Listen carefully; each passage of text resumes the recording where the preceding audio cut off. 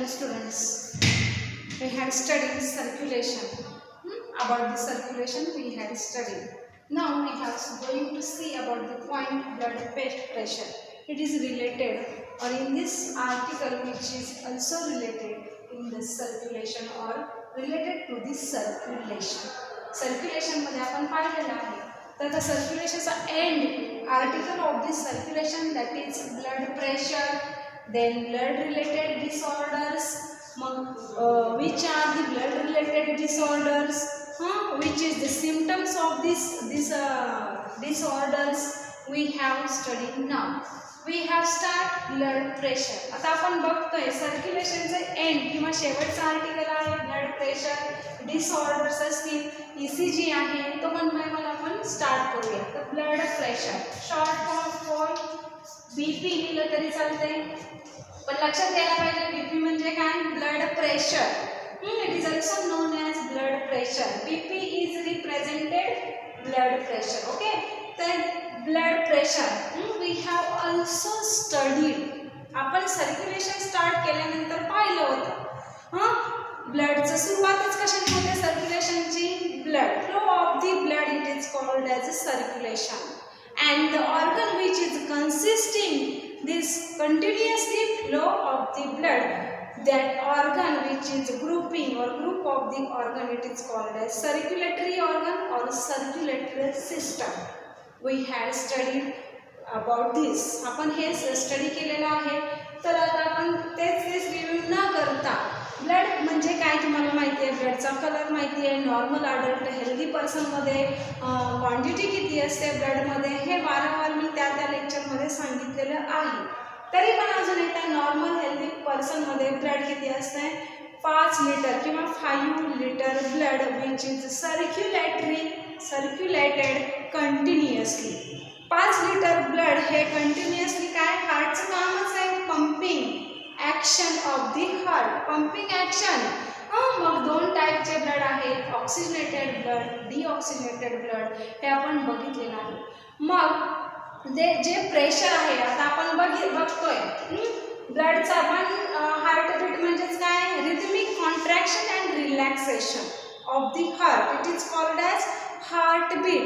Heartbeat म्हणजे काय हृदयाचे प्रसरण आणि आकुंचन. At the time of circulation, the heart which can contract as well as relax. He process होत असते. कधी आपल्या ब्लड हृदयाचे ठोके ज्या वेळेस पडतात ठोके म्हणजेच काय आहेत 0.8 सेकंडच्या आत आपलं हार्ट हे प्रसारित आकुंचित होतं प्रसरण पावतं त्यालाच आपण 1 हार्टबीट म्हणतो.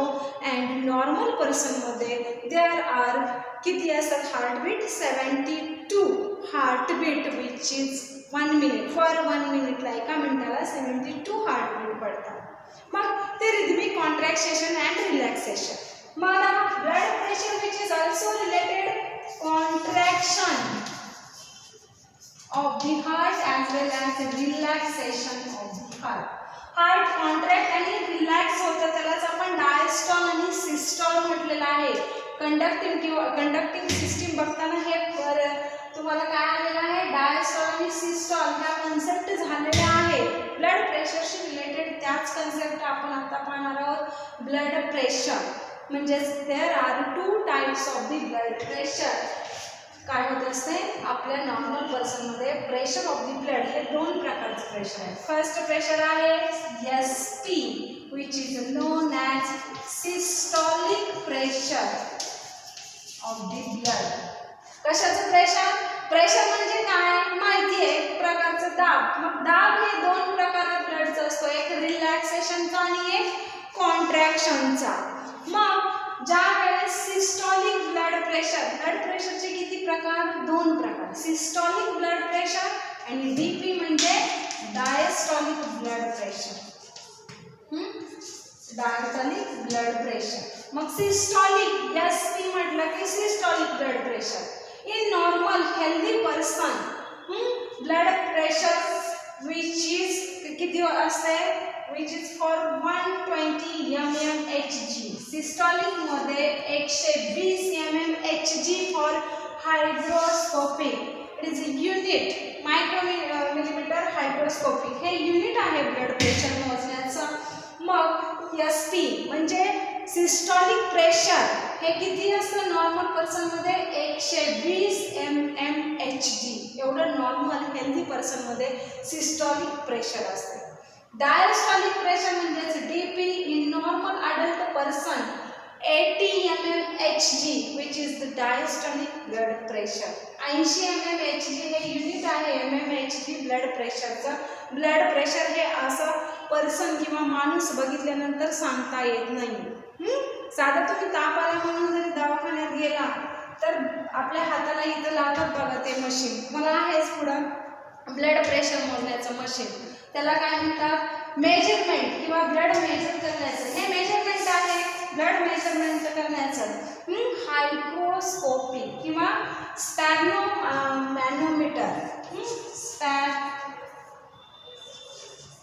स्पॅग्नो किंवा स्पॅग्नो मॅनोमीटर. स्पायग्नो इथं पाय पण चालतं. Sphygmomanometer it is the instrument which can measure the blood pressure. Sphygmomanometer काय आहे ब्लड प्रेशर मोजण्याचं एक काय आहे ब्लड प्रेशर मेजर करण्याचं एक इन्स्ट्रुमेंट आहे, मेडिकल इन्स्ट्रुमेंट आहे. आपल्या हाताला लावतात बघा डॉक्टर आणि पंप करतात तो स्पायग्नो मॅनोमीटर. ते एक मेजरमेंट करण्याचं ब्लड प्रेशर मेजर करण्याचं काय आहे इन्स्ट्रुमेंट आहे. कुठं असते हॉस्पिटलमध्ये असते. आपल्याला घरी मोजता येतं का नाही आहे इन्स्ट्रुमेंट आणलं तर समजतं पण त्याच्यामध्ये मग पारा वगैरे ते असतं ते सगळे इन्स्ट्रुमेंटला त्याचं मेकॅनिझम वगैरे ते नाही आहे आपल्याला. फक्त measurement of the blood pressure काय असणार आहे स्पायग्नो मॅनोमीटर. ब्लड प्रेशर हे किती प्रकारचं आहे डायस्टॉलिक आणि सिस्टॉलिक. कुठला ब्लड प्रेशर जास्त असते systolic blood pressure which is increase than that of the diastolic blood pressure. समजलं इथपर्यंत. ब्लड प्रेशरमध्ये एवढंच लक्षात ठेवा नॉर्मल पर्सनचं blood pressure diastolic blood pressure किती आहे 80 आहे. सिस्टॉलिक किती आहे 120 आहे. मग हे डॉक्टर बघा तुमच्या ह्याच्यावरती प्रिस्क्रिप्शन असते त्याच्यावरती असं लिहितात डायस्टॉलिक आणि सिस्टॉलिक असं सेपरेट देत नाही आहे, फक्त लिहितात 120 80 असं लिहितात बघा ऑब्लिक करून. म्हणजेच हा सिस्टॉलिक प्रेशर झाला आणि हा डायस्टॉलिक प्रेशर झाला. हे कधी मेजर होतं at the time of heart relax and contract. त्यावेळेस असलेलं हे दोन प्रकारचं ब्लड प्रेशर. ते ब्लड प्रेशर मेजर करण्याचं युनिट स्पायग्नो मॅनोमीटर. ओके तर हा पॉईंट एवढाच लक्षात ठेवायचा आहे. याच्यामध्ये जास्त डिटेल लिहायचं नाही आहे. प्रेशर काय येतं कसं येतं काय येतं. Write note on blood pressure म्हटलं की हे दोन प्रकारचं ब्लड प्रेशर एक्सप्लेनेशनमध्ये नॉर्मल पर्सनमध्ये किती असतं युनिट काय आहे आणि मेजरमेंटची इन्स्ट्रुमेंट नेम काय आहे. ओके तर now we can going to see disorders. कसले डिसऑर्डर ब्लड रिलेटेड डिसऑर्डर.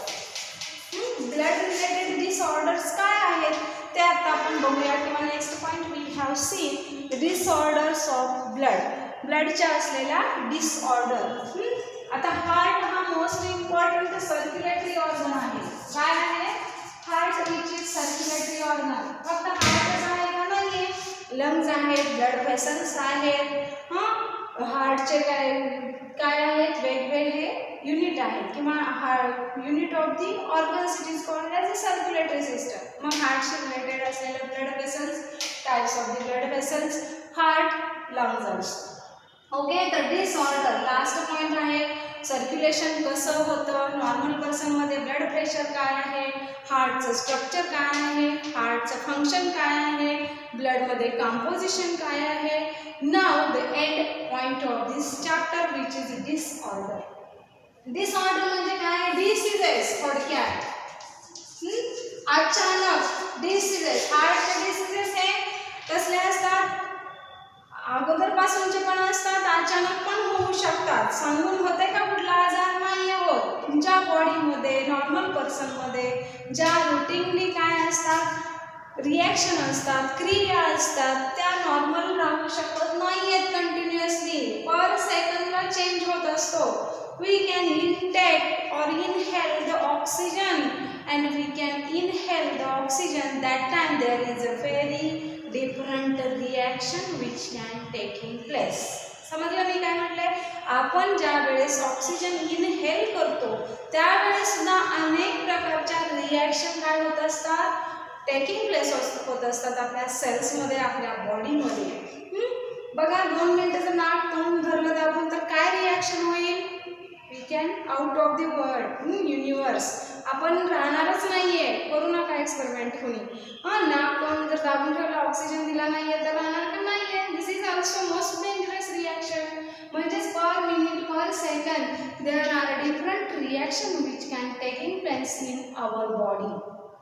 मग बॉडीशी रिलेटेड काय होतात? जर त्याच वारंवार रिॲक्शन होत असतील नॉर्मलपेक्षा वेगळ्या, अनकंट्रोल किंवा ॲबनॉर्मल, तर they can cause the diseases or disorders. नॉर्मलपेक्षा वेगळं काहीतरी होत असेल तर त्याचं रूपांतर दे कॅन कॉज, कालांतराने त्याचे कॉजेस काय होतात? डिसीजेसमध्ये ते कन्वर्ट होतं किंवा we can said it is disorders. मग आपण आता ब्लड रिलेटेड डिसऑर्डर्स बघणार आहोत. ब्लडशी रिलेटेड काय डिसऑर्डर्स आहेत ते बघणार आहोत. तर फर्स्ट हायपरटेन्शन कशामुळे होऊ शकतं? काय कॉज आहे ब्लड रिलेटेड डिसऑर्डर होण्याचं? काय कारण असू शकतं? हायपरटेन्शन. काय कॉज आहे? Hypertension can cause blood related disorder. म्हणून टेन्शन घ्यायचं नाही. हायपर जास्त तर नाहीच नाही घ्यायचं. घरी सुद्धा तुम्ही सांगायचं की तुम्हाला आहे म्हटल्यानंतर तुम्ही सांगू शकता. कुठल्याही प्रकारचं कसलंही टेन्शन घ्यायचं नाहीये. म्हणजेच अभ्यास पण करायचा नाहीये, बिंदास्तच राहायचं असं पण त्याचा अर्थ नाहीये.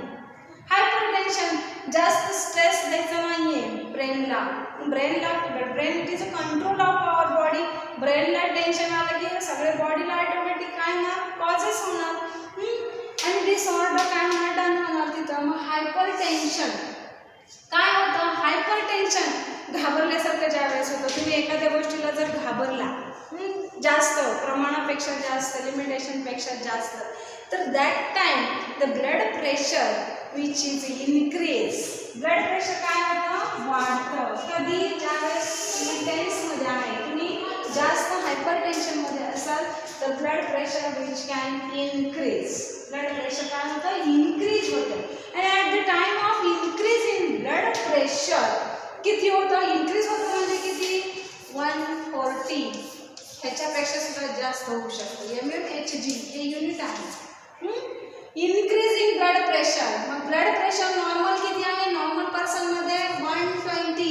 इथं हा इनक्रीज झाला की नाही? 40 म्हटल्यानंतर 20ने प्रेशर वाढलं. इकडं किती आहे? 80चा डायस्टोलिक ब्लड प्रेशर. इथं ते किती वाढलं बघा? 80 आणि 120 भरपूर वाढलेलं आहे. म्हणजेच डायस्टोलिक प्रेशर इथं मोस्ट म्हणजे जास्तच इन्क्रीज झालेलं आहे. मग हे इन्क्रीजिंग ब्लड प्रेशर कधी होतं? At the time of normal person going to hypertension. तो हायपरटेन्शनमध्ये असेल, आपण हायपरटेन्शनमध्ये असेल तर आपलं ब्लड प्रेशर वाढतं. लक्षात घ्या. मी घाबरल्यासारखं म्हणतो तोच प्रकार असतो. बीपी म्हणतो आपण वाढलाय, उगं बीपी हाय करू नको असे म्हणतात बघा घरची लोक सुद्धा. म्हणजेच टेन्शन मुळे हे होऊ शकतं. हायपरटेन्शन विच इज काय आहे? Cause of blood related diseases. जर हायपरटेन्शन वाढलं तर ब्लड सर्क्युलेट काढणार, फास्ट होणार, कारण ब्लड प्रेशर काय होतं? इन्क्रीज होते. मग fast blood pressure circulatory system किंवा ब्लड वेसलमधून ब्लड हे फास्ट सर्क्युलेट होणार आणि ते कॅन कॉज काय होणार? त्याचं फास्ट सर्क्युलेशन झाल्यामुळे डॅमेज होऊ शकतं आपलं heart which can damage at the time of high blood pressure. आणि हाय ब्लड प्रेशरचं कॉज काय आहे? हायपरटेन्शन. हायपरटेन्शनमुळे ब्लड प्रेशर हे इन्क्रीज होतं. इन्क्रीज झालेलं ब्लड प्रेशर डॅमेज हार्टला डॅमेज करू शकतं. हार्ट त्यावेळेस डॅमेज होतं. And at the time of damage of the heart damage झालं म्हटलं की ब्रेन डॅमेज होणार, किडनी डॅमेज होणार. हार्टची फंक्शन डॅमेज होतात म्हटल्यानंतर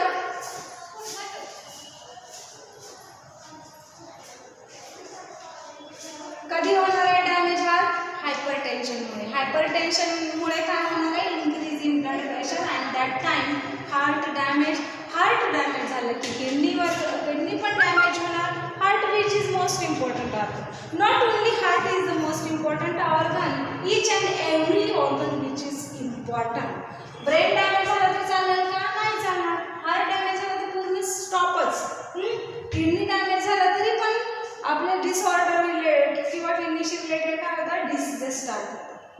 पण हार्ट डॅमेज झाल्यानंतर सगळं स्टॉप होणार, आपली बॉडी पूर्णपणे तिथं स्टॉप होणार. अटॅक आपण म्हणू शकतो किंवा हायपरटेन्शनमुळे अटॅक पण येऊ शकतात, हार्ट डॅमेज होऊ शकतात due to the high blood pressure. Pressure जास्त असतं म्हणून. सेकंड काय, coronary artery disease, CAD, coronary artery disease, CAD, which is also known as atherosclerosis. Coronary artery disease, which is also known as atherosclerosis, CAD short मध्ये त्याला म्हणतात. ह्याच्यामध्ये काय होतं बघा, CAD मध्ये आपल्या ब्लड मध्ये cholesterol which can deposited, cholesterol जास्त त्याचं रेंज नाही जास्त चालत आपल्या ब्लडमध्ये. नॉर्मल 3 पर्यंतच कोलेस्टेरॉल असते नॉर्मल पर्सनमध्ये, 3च्या पण आतच असते. जर कोलेस्टेरॉल 3च्या पुढे किंवा जास्त झालं ब्लड डिपॉझिटमध्ये किंवा ब्लडमध्ये ते जास्त डिपॉझिट झालं तर CAD हा डिसऑर्डर होऊ शकतो. Okay, cholesterol which is deposited in the blood and they can cause the coronary artery disease. हा सुद्धा ब्लड रिलेटेडच डिसीज आहे. मग CAD नंतर काय होऊ शकतो, ब्लॉकेजेस होऊ शकतात. ब्लड वेसल्स मध्ये काय होतात, आता हे नॉर्मल ब्लड वेसल आहे. ह्या ब्लड वेसल्स मधून ब्लड हे काय होतंय, सर्क्युलेट होतंय, दुसऱ्या ब्लड वेसलकडे जातंय, पूर्ण बॉडी ऑर्गनला ते सप्लाय होतंय, पूर्ण बॉडी ऑर्गनकडे ते जाते प्युअर ब्लड. मग इथं जर कोलेस्ट्रॉलचं डिपॉझिशन झालं तर हे ब्लड जायला अडथळा येणार. साधा एक्झाम्पल देते, आपल्या पाण्याचा नळ असतो, पाईपलाईन असते, शेतकरी असतात कुणी किंवा घरातली पाण्याची पाईपलाईन असेल, ह्या पाईपमध्ये जर काय क्षार वगैरे साचले तर पाणी जायला काय होणार, प्रॉब्लेम येणार की नाही. सेम तसंच ब्लड डिपॉझिटमध्ये किंवा ब्लडमध्ये कोलेस्टेरॉल डिपॉझिट झालं तर ब्लड सर्क्युलेशन व्यवस्थित होणार नाही. ब्लड सर्क्युलेशन व्यवस्थित नाही झालं तर ब्लॉकेजेस होणार किंवा हार्टला सप्लाय ऑफ दी ब्लड काय होणार, कमी पडणार. हृदयाला रक्ताचं विसरण किंवा जे प्रमाण आहे ते कमी पडणार आणि हृदयाशी रिलेटेड काय होणार, डिसीजेस होणार. समटाइम्स ब्लॉकेजेस वाढून हार्ट अटॅक पण येतो. ओके, देन थर्ड आहे अँजिना पेक्टोरिस.